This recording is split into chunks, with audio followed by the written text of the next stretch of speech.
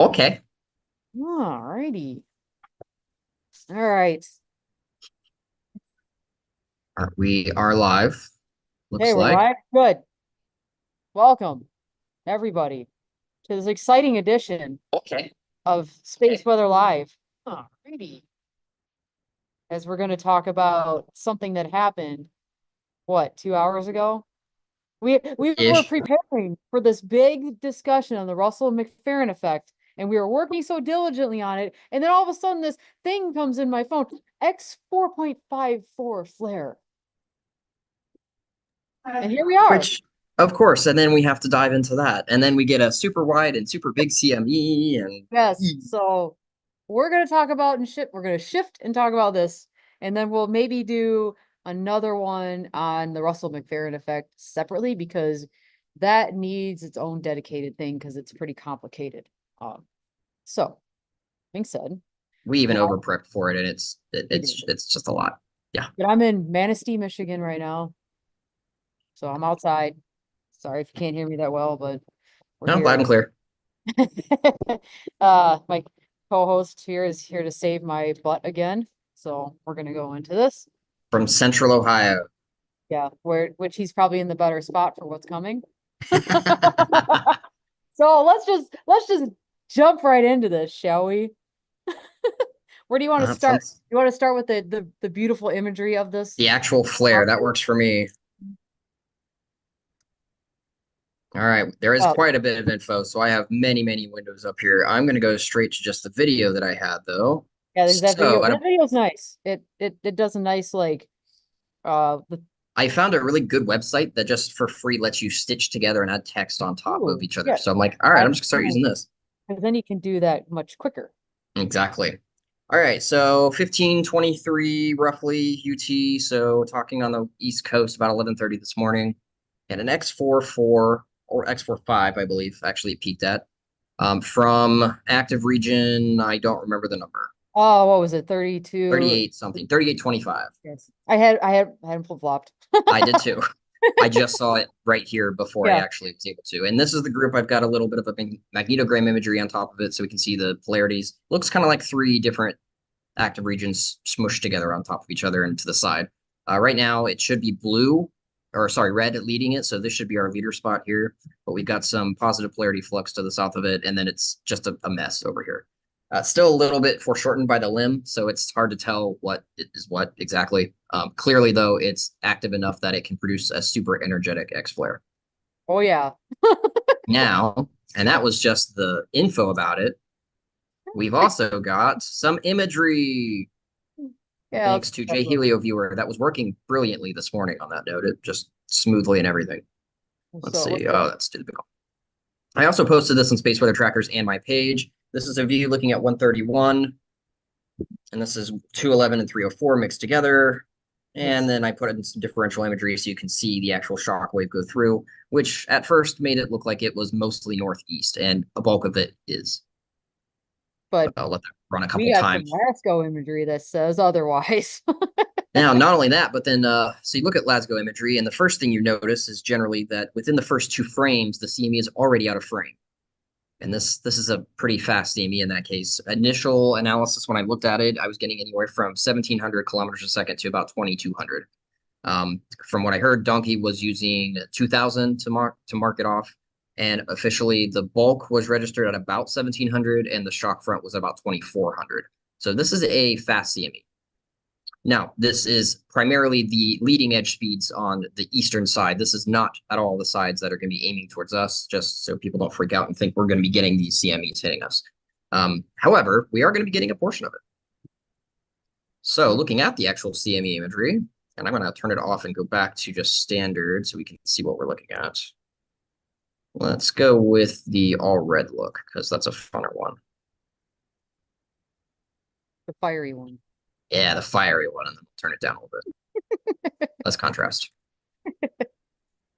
So we only have about, well, this is the first frame that the CME was visible. So this frame of C2 was 1536. And then we have the next frame, it's already halfway out and It's like into C3. This is 20 minutes later. Now, for anyone that's not aware of general CME propagation, it's 600, 800 kilometers a second wouldn't be unheard of for most. That's more common speeds. But that usually means they're in the frame for at least 2 or 3 different frames in C2 at least. And then we usually don't see them in C3 for about an hour. Not in this case. And then we let it stretch out further, and we see now it's also stretching. And I want to, this is my favorite part here. These jets here, it actually bends it out of the way completely. Oh man, yeah. So it's just that giant opening, and that's the cavity after the flux rope is left, which that's a fun one to see through. And then we see the edges on here.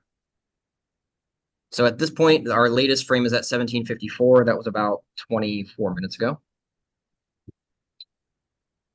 And we have, actually, it's starting to look like about 190 degrees, I'd say, around the chronograph at this point, which implies that it's coming towards us. Coming. Coming. We'll look at the running imagery just because that's another fun one, but it is coming towards us. Absolutely. Yeah, it's a pretty good, it shows it really quite well in that you're like, yeah, that's gonna hit us. So in our full frame, we've got clear, asymmetric, full halo going. This is primarily the shock edge of it, so it's not exactly the whole. I have a husky talking in the background if anyone can hear. That's all right. So it's the moral of the story is we're going to get some of this, pretty much guaranteed. For preliminary analysis, at least, it's looking like 700 kilometers a second for wind speed arrival. That arrival time is estimated to be between 9:16, 0400 UT, so literally midnight on the 16th, on the East Coast at least. Anywhere between there and about, well, we'll say midnight the 17th, just for fun. This is only from one model at this point, so we haven't seen everything yet. NASA, NOAA has not put out either of their models yet and has not done any warnings or watches or anything. I'll be honest, I wouldn't be surprised if we saw G3 watch from this. This is probably going to be the case. If they want to be conservative, maybe G2. Yeah, I bet we'll get a G3 out of this probably. A watch anyway. Yeah. And very good odds at this point that it could be even better than that. Let's see, what else do we got on here?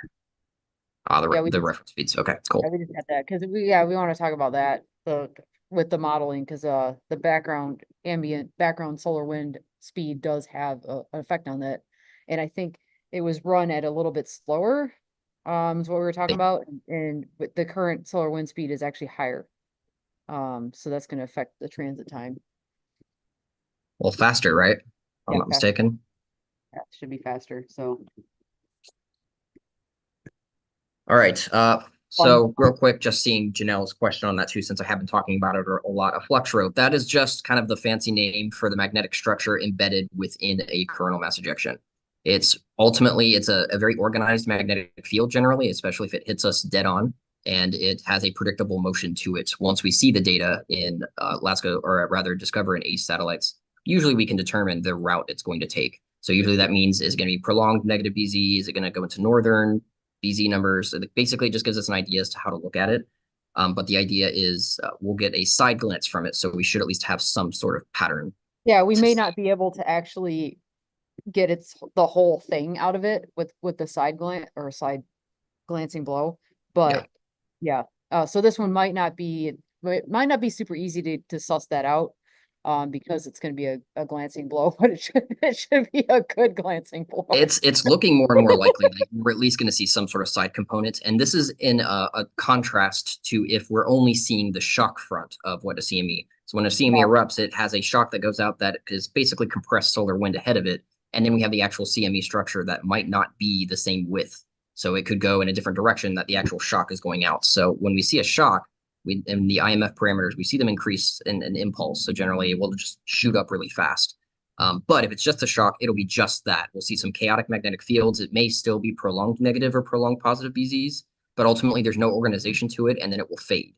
Now, when we get the core structure and we have a CME with it, then we start getting more organization going. And again, that's usually where we get the prolonged storms. So if we're looking at I can't use the May storm as an example because that was like several CMEs on top of each other. But if everyone remembers the March and the April storms of 2023, those were all organized flux ropes at the end. And generally, we had a prolonged storm because of the fact that there was a flux up there that caused a long negative BZ.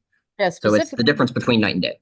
that April 23rd storm was like a textbook example of like it was center disk, flew out, and the whole you could see the entire flux throat in the data. It was like you couldn't have gotten any better. It was so pretty Yeah, as far as it was just so mathematically it nice. looks, Yeah. or graphically Like, rather. It was very pretty. typically we don't get that. We get things like CMEs on top of each other, like in May. We get stuff like this where it's glancing blows, like so it's like usually we don't get like that kind of textbook example. So it's hard to really kind of suss out these flux ropes because of that reason. I mean we try sometimes, but you know. It's always fun to see or try to see some sort of patterns. As humans, we want to see patterns and things Yes, anyway. So we can find we're that. wired to see patterns, so it's like it drives us a little batty when you can't get that. Yeah.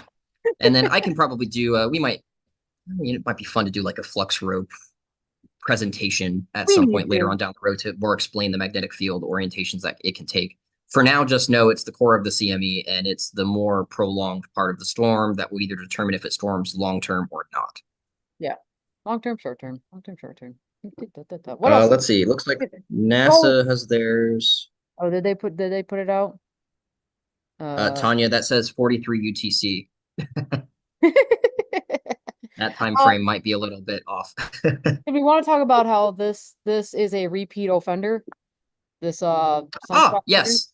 Yeah. I should load those pastimes. Okay. So anyone that has at least this, they're following space weather trackers or have seen Solar Ham, and I think Space Weather Live maybe as well, over 2 weeks, there have been a couple very big CMEs from Very backside, big.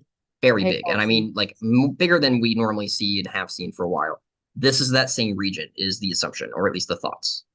Yeah, So so clearly it's still active. it's active and it had some really nice southern component to it on the backside. So in theory, we always say theory because, none of this is the sun likes to throw us these things that we don't understand. In theory, this should track and we should get something pretty decent out of this. Also, because it has a track record, it's reloading for lack of better terms, it's reloading the gun. So should we see something else from this? Likely. And it's just going to keep rotating more into Earth view the next week. So this could get interesting. To say And in the this case, it was more of a northeast deflection on our front side. So now we have something as it rotates around to the center disk, we'll have that being a good thing because it's a very far southern edge, southern sunspot. So yeah, that northern eruption is good in this case for us. So as long as it erupts in another 3 or 4 days, we should be hit with a pretty good CME. yeah. So that being said, let's see. Where should we go to watch this? It seems like you might want to go to Ohio. She's not joking. That's the funny part. I'm not joking. So again, we are thinking, I guess it might as well just get this out of the way. Yeah, We oh are yeah, thinking G3 watches. there's a near full moon too, so we gotta Keep plug in mind that. the full moons, but But there is a this small but non-zero possibility this would be a G5 level event. And I do mean small, yeah. but there are possibilities. And So in this that would be case, the more of a full moon southern, you shouldn't don't be. really want to go north. You kind of want to be mid to low latitude for this one, is the assumption. Yes. Don't ever get to say that very often. No, so yeah, so sorry, Alaska. Even though I love you dearly. But I'm sure, it'll they'll still get amazing stuff. But anyway, yeah, it's what was I saying? I lost my whole train of thought again. I mean, we were pretty much going off on, where you want to be. Yeah, you ought to be where he is. So That probably didn't work because I can see him like side by side, but so I'm probably pointing to nothing. you're vertical on my end too, so Like, you're below. This is there you go. No, you're below me at least. I think you can set them in different ways. But the point is, you mid latitudes is going to be this is probably going to favor them, assuming A, it's the similar orientation, which means we should see some southern BZ. And B, we get what we're expecting because of course nothing this cycle has at all been what we've been expecting. yeah, it's been all over the place. It is what it is. Literally. Yeah. There was something else that we were going to talk about too, and let's see what we have here. I'm trying to read what Tanya's doing a good job like mitigating the chats. Yes, thank you, Tanya, on Yeah. that note. So if you I guys guess are we can in YouTube, talk weather. We can do that. So I might as well do that. Or because we got time. Because I mean that's kind of the gist of what we wanted to say about this thing that just it's really all we happened. have so far. Yeah. Yeah, it's all we have to. We're still waiting on some stuff to come in.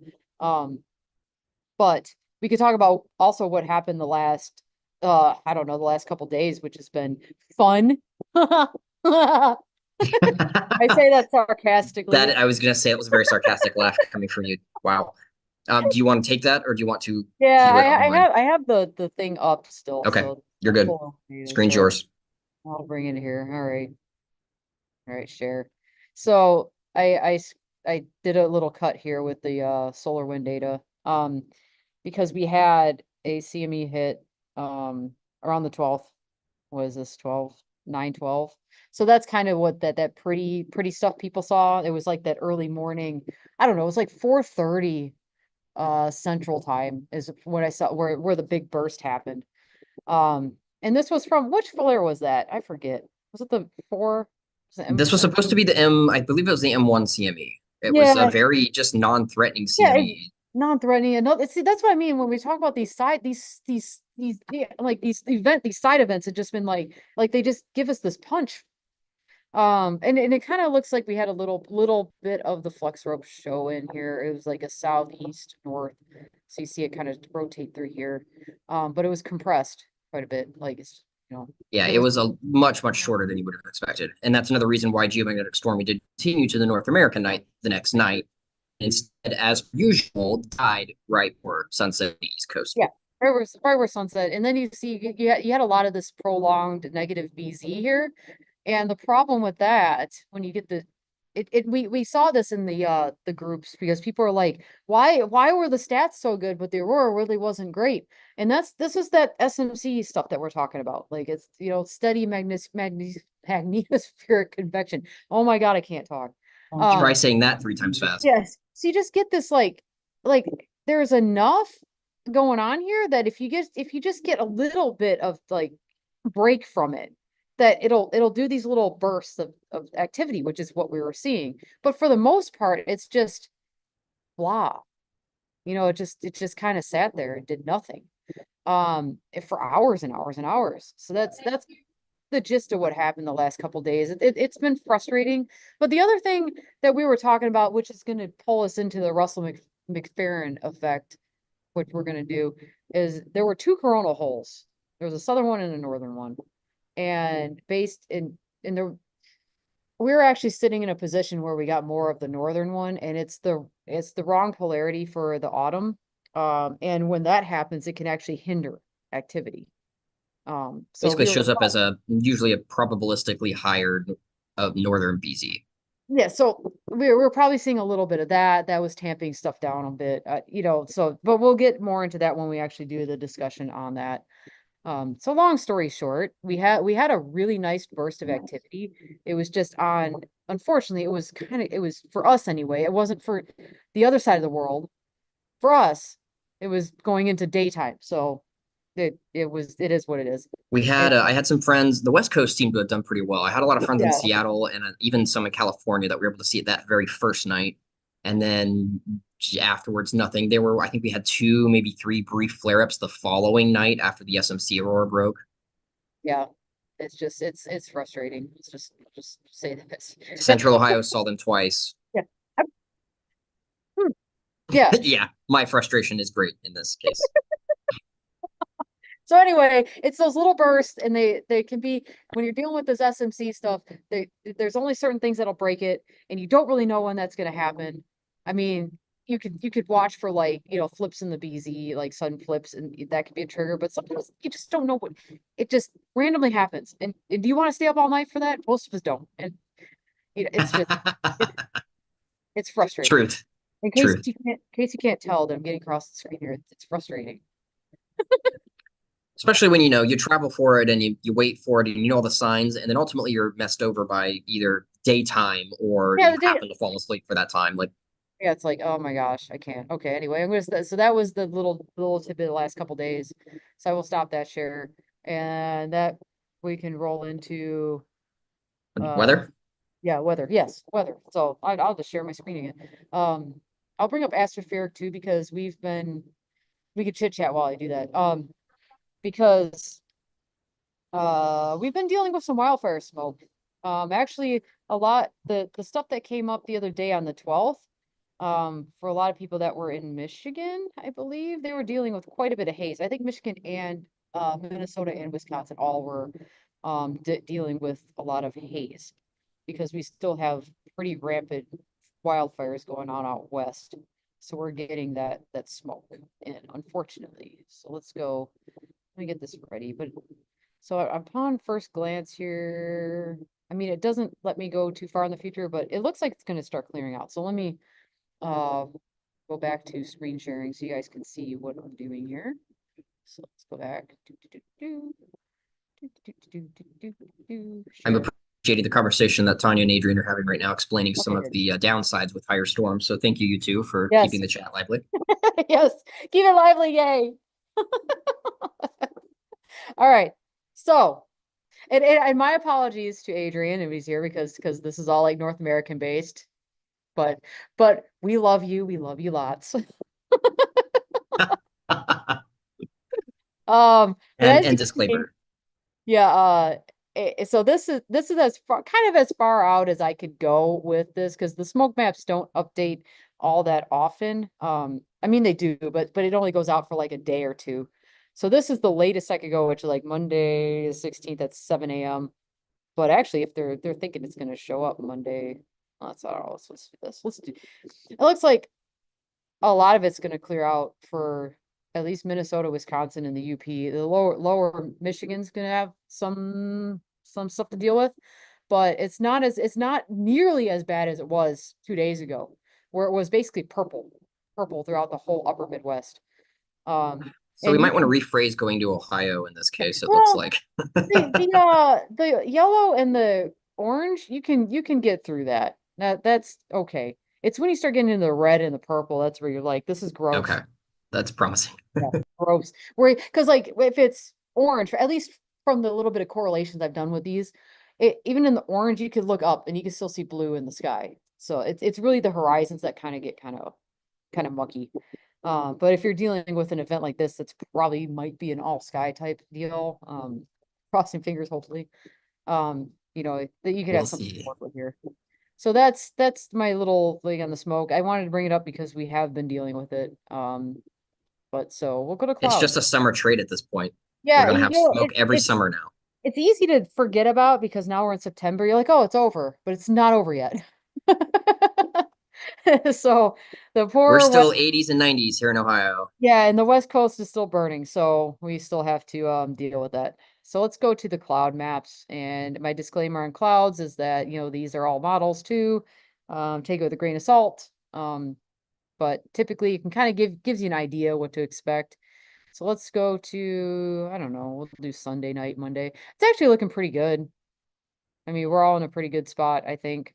Because even this lighter gray is more of the lighter, like it's Those not great. high latitude one, Yeah, high it's altitude high ones. cloud. It's not the ones that'll like really block everything out. I will Um, say we haven't had clouds in Ohio for probably almost 2 weeks now, and it looks like we're well, not going to have them for yeah, another week or so. So this yeah, is going to be so a pretty good area for cloud cover. yeah, I think we're sitting in a pretty good spot for this event. No, I'll zoom out for anybody who's watching in the West Coast.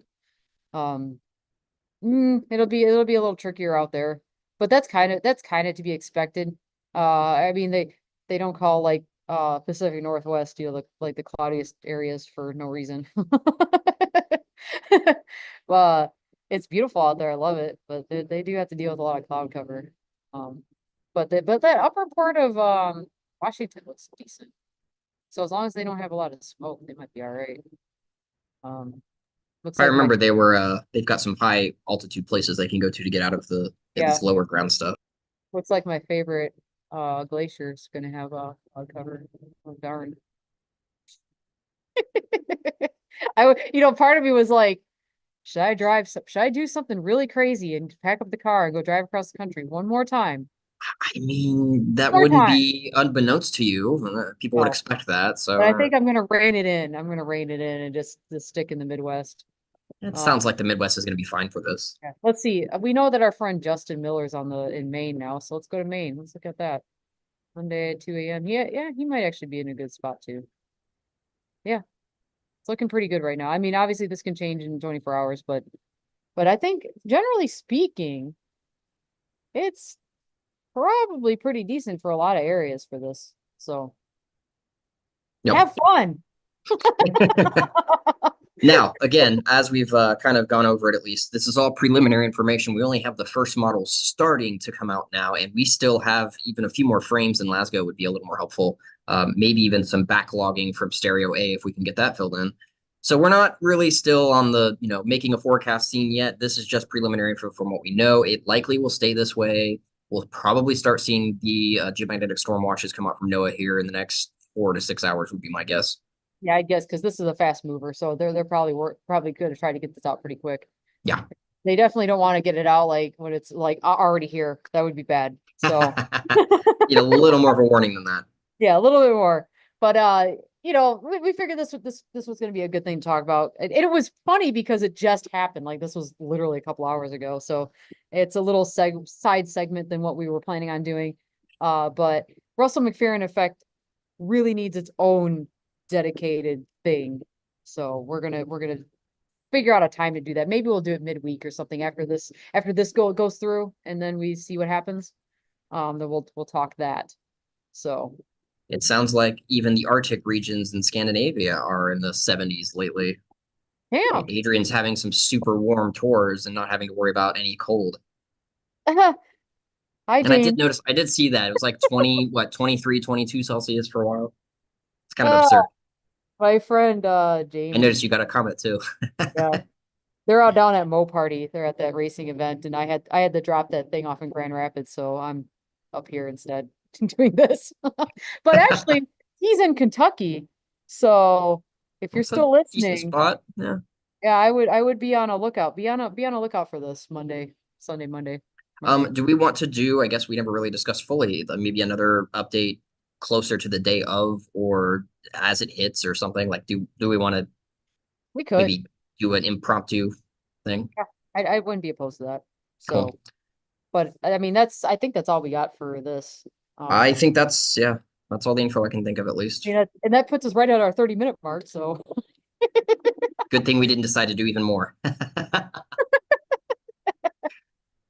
so we'll leave that be. If you have any questions, drop it in the chat or wherever. Hit us up on Facebook. But it's gonna be an interesting next couple days. So be on Aurora alert or not alert, look out.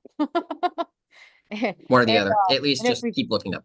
yeah, and if we do another stream, we'll hop on. But yeah, anyway, thanks for watching, and we'll catch you guys later. So I'm gonna end this for the YouTube now. See you, everybody.